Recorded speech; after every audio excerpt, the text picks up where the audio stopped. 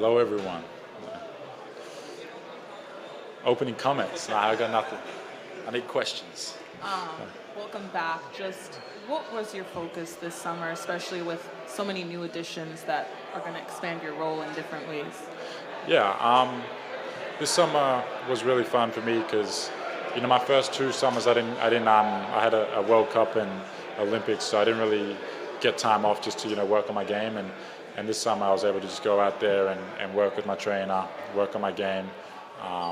And yeah, I was able to go and make improvements in a lot of areas of my game. I worked a lot on my mid-range game, being able to get to spots, different pickups, different footwork, getting into shots, trying to develop that offensive bag. And I think that's been the main focus for me this summer. My defense is always going to be my backbone. That's what has got me to where I am today. So just building my offensive game, it's been a lot of shots, a lot of different pickups, a lot of different footwork, a lot of different finishing. So yeah, just building that all-round game that I'm going to be able to come in and obviously playing off guys like Trey and having KP coming this year and Keel, Luke. Like, we got a great team. We got a lot. We're very deep this year. So just trying to fit into my role better and play it at the best of my ability. Dyson, like you said, your defense is your backbone, but you can always consistently strengthen your strengths while also strengthening your weaknesses. When it comes to your defense, what are you working on, kind of taking to the next level? We all know that you're a great perimeter defender, but obviously you can also improve on some things. So what are you looking at improving when it comes to your defense this season? Yeah, so I watched a lot of film. Something that I've really, focused on this year is where can we be better team defensively? Where can I help the team more? And obviously, I can come out there and get steals and make plays like that, but when it comes down to getting a stop, like, we need to be in the right positions for each other. We need to, have each other's back and rotate for each other. And for me, I'm trying to see, points where I can be better at help defense. Where should I rotate from? Should I not rotate there? Where can I hold my teammates accountable to rotate from? And for me, coming into that this year, I want to be a leader on that end of the floor. I want to be more vocal, and I want to be able to, tell people, hey, no, like, we're not rotating from here. We need to come here. You need to fly around. You need to, close out short here. Like, just little things and like on-ball defense. Trying to fight through screens better, keep my match up. And yeah, we got a good defensive group. With KP coming in this year that can protect the rim. And yeah, we're gonna change a few things, I'm sure, on that end of the floor, because we need to be a better team defensively. But it starts with having like a leader on that end of the floor and being able to hold each other accountable. You just spoke on some of the new additions with KP and Nikhil being here. Of course, you're well regarded as one of the best perimeter defenders in the NBA, but adding those two guys to the roster, what are some things you're looking forward to as far as giving teams a headache on the defensive end of the ball?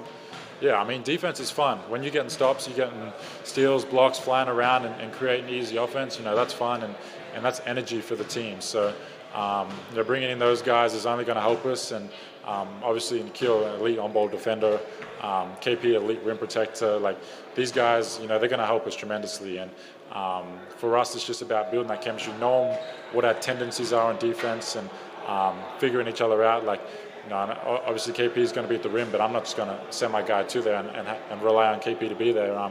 It's about him knowing what to help me as well. And obviously Nikhil, we can switch things and pick up full court and make life difficult. So I think there's just so many different routes that we have this year that we can take, and it's going to be exciting. So I'm looking forward to it. Dyson, you talked multiple times last year about kind of wanting to remind people, like, you had played point guard in the past. With this team not having a traditional backup point guard and a lot of different ball handlers, how much do you want to be involved in kind of that aspect of the game?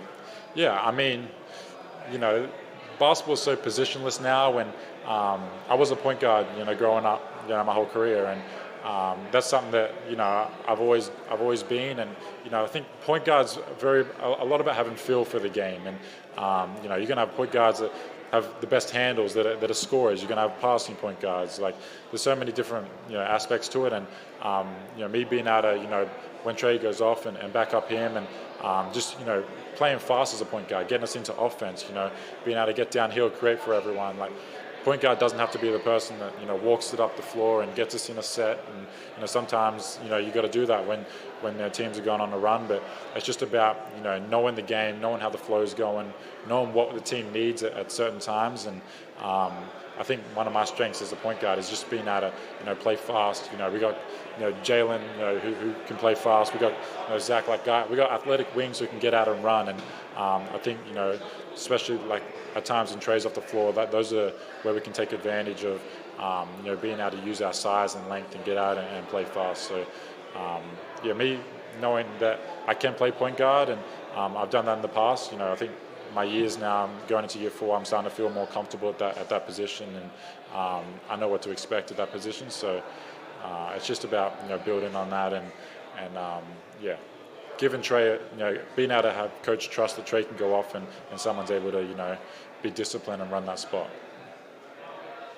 Hey Dyson, first off, I just want to say it's crazy that after a season where you set the league record in deflections, #1 in ISO stop, #1 in drive stop on like the highest matchup difficulty in the league, it's crazy that you want to continue to get better. And I want to ask you a question particularly about I believe you're a very ethical defender. What I mean by that is you don't really embellish calls. I don't usually see you talk a lot of trash, but Nickeil Alexander-Walker is in the 99th percentile on offensive fouls drawn. You're in the 99th percentile on steals, but you don't typically take those offensive fouls. Do you see an area for that to grow in where, you might want to manipulate the rules just a little bit? Is that something you think you may add to your game when you're navigating screens and drawing those types of fouls? Yeah, absolutely. And I still think I got so much more improvement on that end of the floor. Obviously, I think I have the tools to, be able to do it all. It's just about, the game moves fast and you got to make quick decisions out there. And, it's like half a second. You got to choose whether you're going up to, contest, whether you're going to, step in and take a charge. And that's something I want to do more. And the offensive game evolving, obviously there's people elite at drawing fouls the past couple of years. And so I think one of my strengths is keeping people off the free throw line, not fouling people, and being able to contest shots, without fouling. And something that I do want to do better is, draw more offensive, calls, whether it be coming over, taking a charge, whether it be, basketball's flopping. Like you got to know if you get hit wrong on a screen, like you got to sell it, otherwise you're not going to get the calls. So it's about knowing when I can do that stuff and knowing when I have to be disciplined, fight through things, get back in front. So there's still so much more improvement I think I have in me. And like I said, it's all about making quick decisions out there and making the right decisions. So I'm looking forward to, the game slowing down even more this year and being able to go out and execute that. Dyson, we saw you as a correspondent for the NBA during the finals. Just what was that experience like for you, and will you be joining us on the media side? And it's hard, I got to give you guys credit. That's hard, trying to think of questions on the spot and stuff like that. But I really enjoyed doing that, just to see the different side of the media and everything that goes into the behind the scenes with the camera work and film and stuff like that. It was really cool, and obviously I want to be there on the players' side, but just to experience the atmosphere of the finals, and it was just a whole another level. And I hope I'm not joining the media side anytime soon, but I did have some fun. Yeah. Dyson, back here.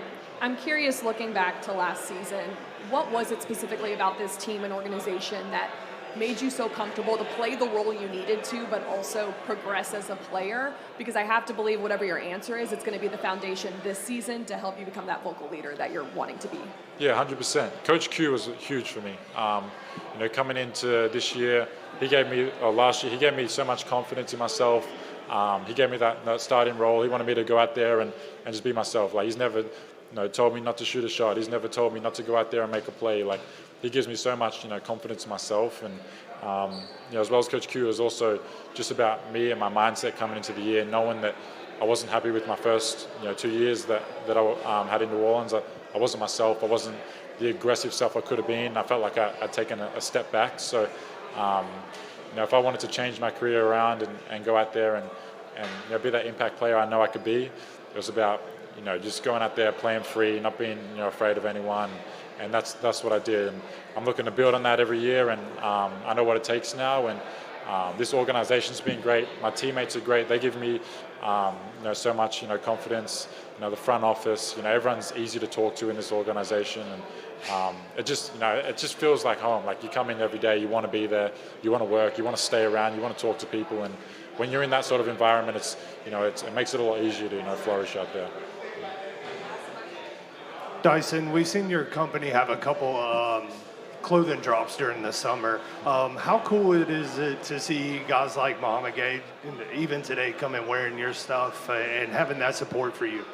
It's great, having my teammates support me with, the clothing line. I always, show them stuff and they love it. They always want stuff. So I'm gonna continue to, get them things. And fashion's like I love doing that outside of basketball. I love my clothing line. It's something I've always wanted to do. So to have that up and running and my teammates supporting and people supporting it, it means a lot to me. And it's just one of my passions that I have outside of basketball, that I'm able to, take my mind off the game a little bit and go out there and be creative. So, thank you.